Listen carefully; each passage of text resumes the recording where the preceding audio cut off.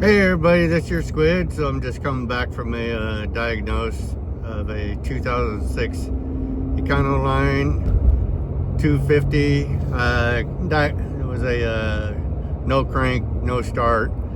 It was actually a pretty easy diagnose.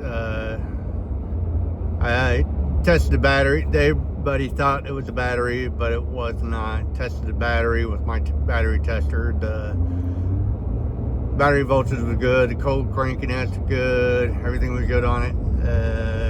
Fusible link was good, starter relay was good, relays were good, fuses were good, was able to actuate the starter, that was good. And there was only one issue. The two young ladies, they rented this vehicle, and the issue was on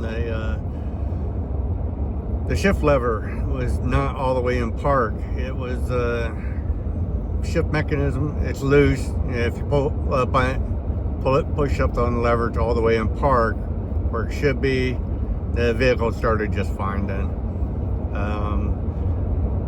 The rental company, in my opinion, whoever they rented it from, that should have been taken care of before, and it should have been noticed before they rented it this morning.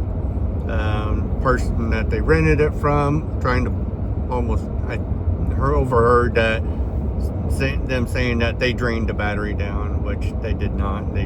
I gave them proof about that so they could get back and show that. When I get home, I'll do up the invoice, get that sent off to them so they have documentation and proof so they can give to the people that they need to give it to. Like I said, we're on our way home now, and I hope you have all a good day. Sorry I don't have any video of everything I did, but I just want to give you some lesson. Don't ever assume it's your battery. Don't ever assume it's your starter. Don't ever assume it's your relay.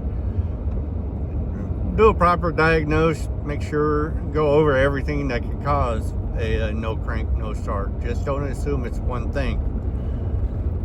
Catch y'all later.